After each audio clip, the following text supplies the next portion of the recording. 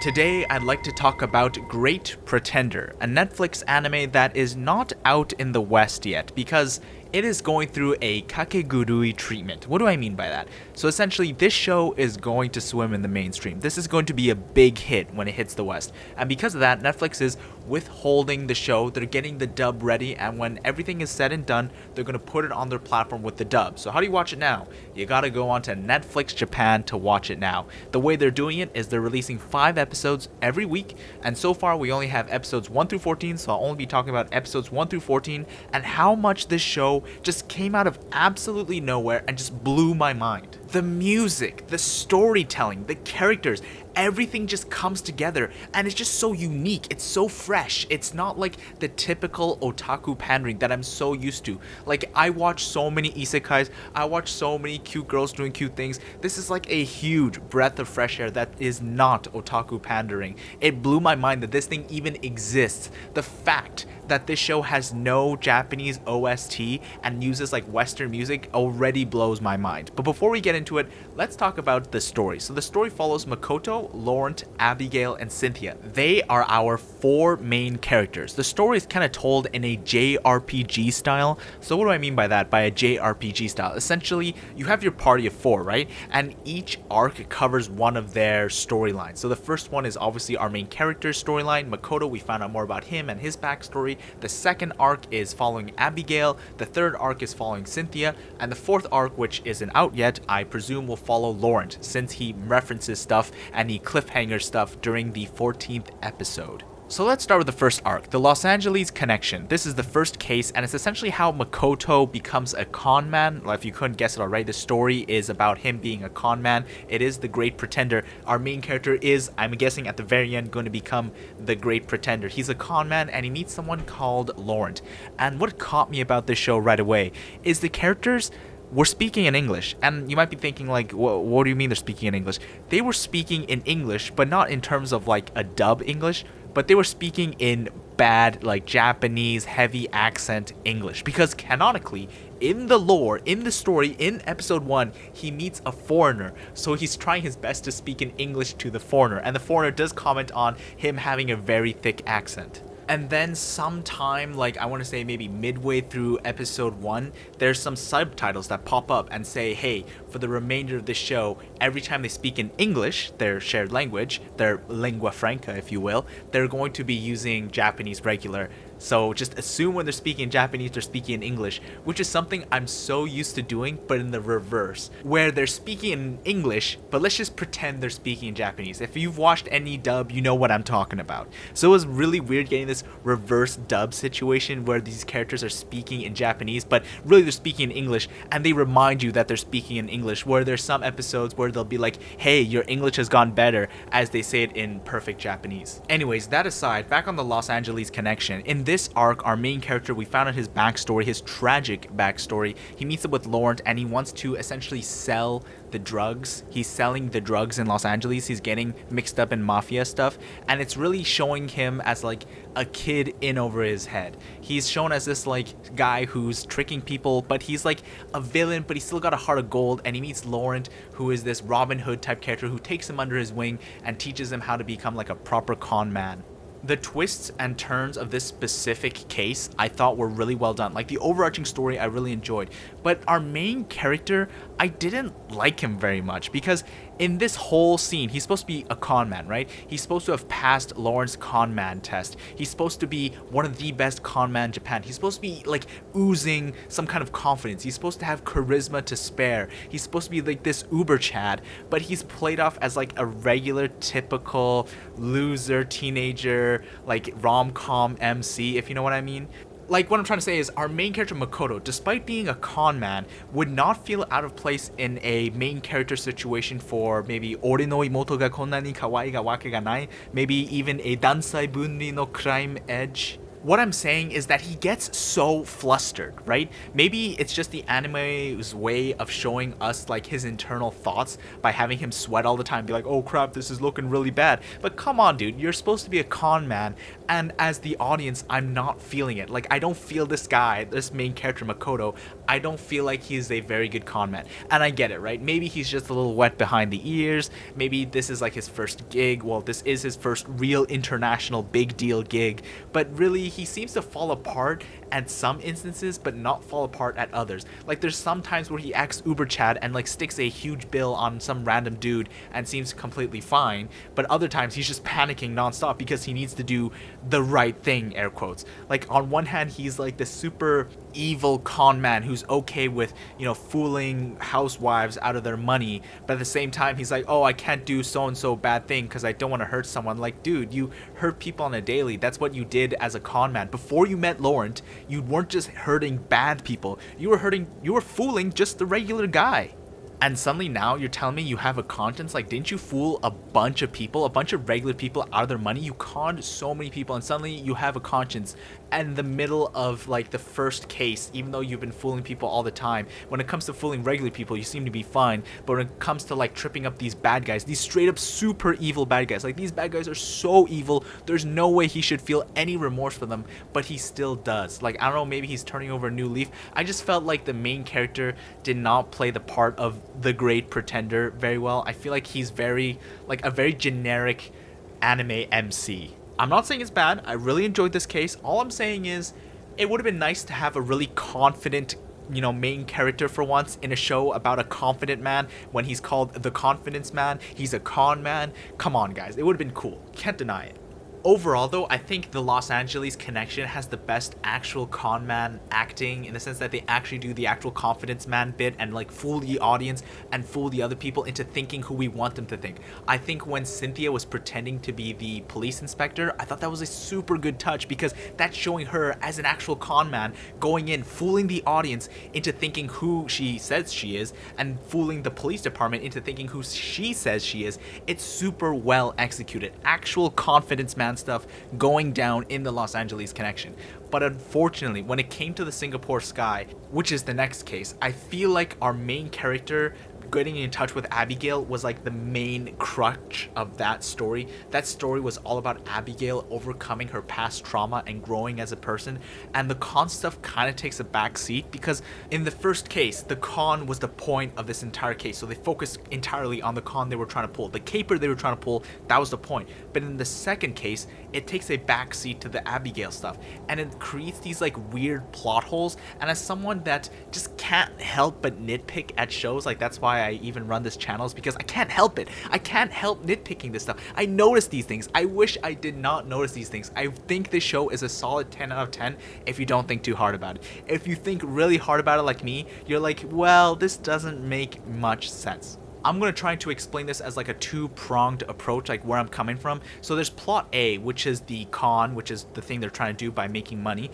And there's plot B, which is the whole Abigail backstory. I really enjoyed the Abigail backstory stuff, and it makes sense because it's like Laurent pulling the strings from behind the scenes to help his comrades, to help Abigail overcome her past traumas. And essentially, I really enjoyed this plotline. I thought this bit, like the character focus stuff, is generally the best part of The Great Pretender, because the other stuff, the caper stuff, now takes a backseat. And when the caper stuff takes a backseat, it creates some weird things where I'm guessing the writers had to jiggle some stuff to just make it more believable. And honestly, I just could not buy it. I could not buy the con. In the first case, I definitely bought the con, and that's why I love the first case so much. But in the second case, I just did not buy the con. I just didn't believe anyone would ever fall for this, or that the con just isn't feasible. Like, I don't see how they could make money. Let me see if I can explain this caper. So what they did is they had Sam and Clark Ibrahim, and they are doing match fixing. They are doing some kind of match fixing to spice up like these races. They do aerial races in this city, and they essentially have Clark Ibrahim win every single time. And because the matches are all fixed, there's no gambling. So Makoto baits Sam into joining a rigged gambling ring, like a fake gambling ring set up by Laurent. And then by having Sam bet onto this illegal betting ring, they can take all his money, money, even though Sam is technically rigging the races. So Sam sees this as a way to make infinite money, because if he controls the race, right, all he has to do is bet a large sum of money on like Clark winning and just say, Clark's opponent, you should lose because this is part of the script. So in comes Makoto. Makoto introduces Sam to this betting ring. Sam then makes a few bets, makes some money. Sam makes one bad bet and loses a ton of money because the match doesn't play out according to the script because someone tampered with the machine.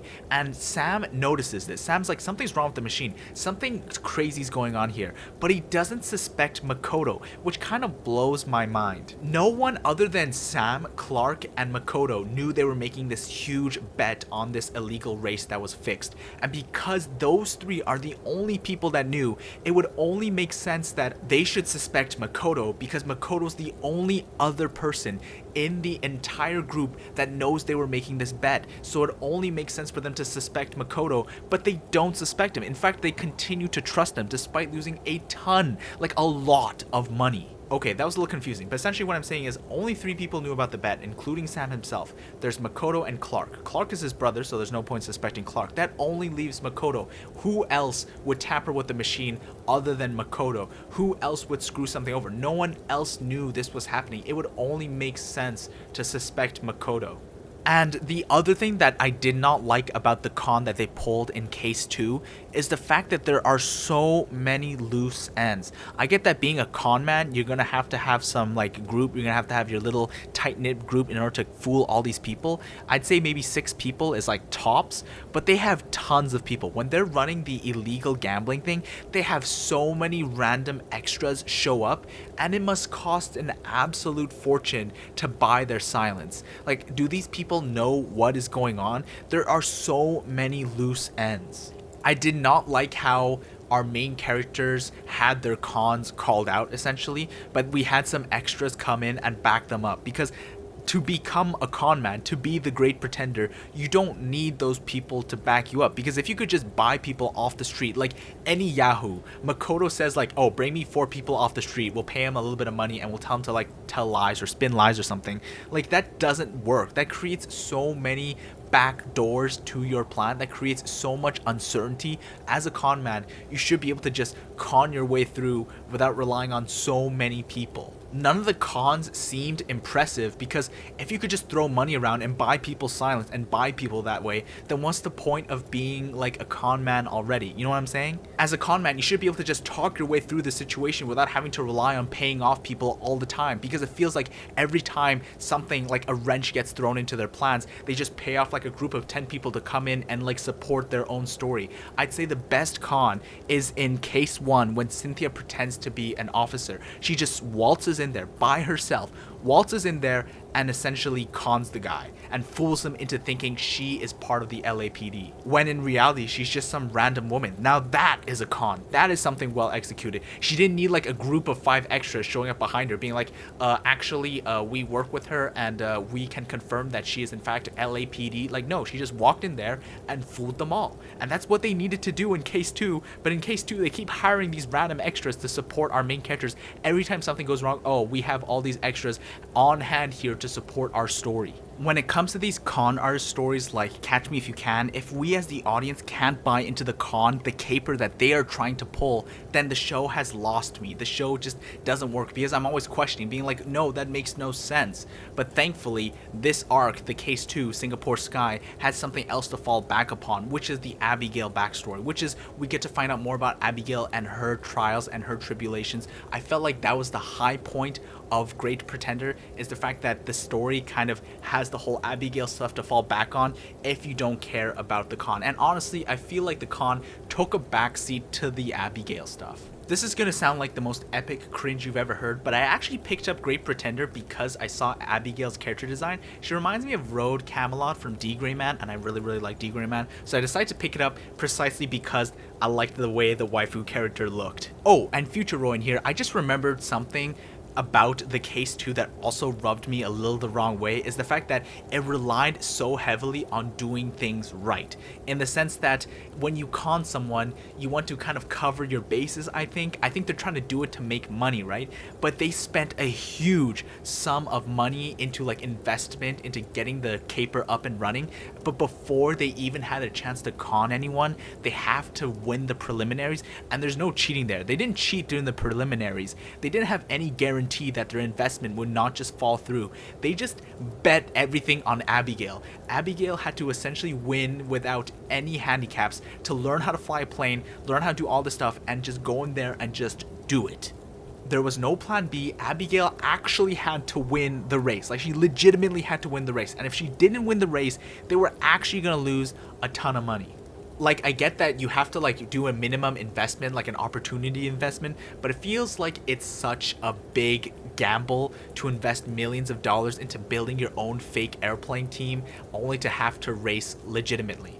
Anyways, were it not for Sam Ibrahim being the most based Chad ever to have walked this earth, I don't think I would have enjoyed this case nearly as much. The con lost me, but the other stuff, the villain, Abigail's backstory, I thought this was done very well. Next up is Cynthia's case, and I'm guessing the next one's going to be Lauren, but anyways, Cynthia's case is called The Snow of London, and I actually really enjoyed this way more than the second case. I thought this case was more down to earth to what a con man does. You go in there, small group, you fool the guy, you get the money, you get out. Cynthia's story was extremely feels, like the feels just hit so hard. I thought it was done super, super well. Cynthia's story is probably the best one so far. Cynthia holding onto the ring that Thomas drew for her was so touching and so cute and so sweet. And at the very end, when they talk to each other and they like settle their differences and they go their separate ways on an amicable departure, it was extremely touching, and I felt like a small tinge in my black hole of a heart.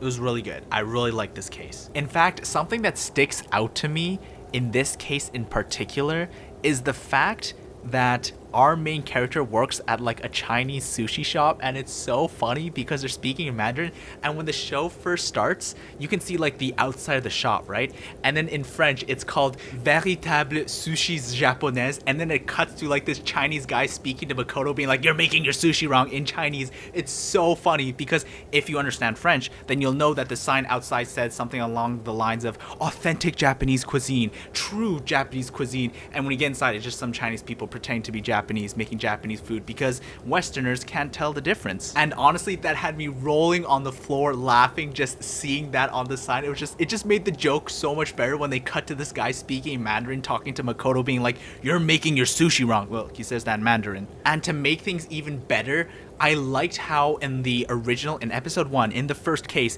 they spoke in their broken English, but in this one, since they're in France, people are speaking in French, and it was so nice hearing other characters speak in French the whole time. I thought that was super well done. It really sold you on this idea that Makoto is in France and he has no idea what they're saying, because assuming you don't speak French either and you're watching this, you'll be like, I have no idea what's going on. And it's not like the subtitles tell you. The subtitles don't tell you what the French people are saying sometimes, and you just have to rely on the Japanese translated subs. So when they speak in Japanese, they're speaking Makoto's language, so you're seeing this precisely from Makoto's perspective. They got a little extra oomph to the jokes if you understand the other language, and I thought that was a really, really nice touch. And I can say with confidence that I bought this con. This con in particular I bought because it was a small group making like a lot of money by pretending to be someone that they're not, and I thought that was really well done. And I know what you're about to say. At the very end of this con, don't they hire like a ton of people to like get their con going? And yes, I believe you. Yes, they hire a bunch of people. But in this instance, it's different from the second case, because in the second case, they rely on it so heavily. They don't do it at the very end as some big crescendo play. They do it non-stop throughout the entirety of the second case. But in this case in particular, only towards the very end do they go all out and hire a bunch of people to pretend to be extras. That makes sense. But to hire random people off the street non-stop to kind of push your story like they did in case 2, that I could not buy.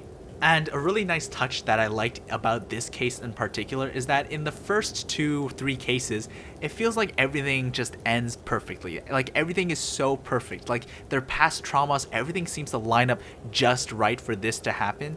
And our main characters, Cynthia in particular, comments on this, and she's like, this seems like you planned it from the start, Laurent. And Laurent just kind of smirks, which is indicating that he did. He planned everything. The whole Abigail facing her backstory, Laurent planned it. Our main character Makoto overcoming his backstory in the first case, Laurent planned it. Laurent seems to be like this omniscient character that's planned everything, and I'm really looking forward to the next case as it will focus on Laurent specifically.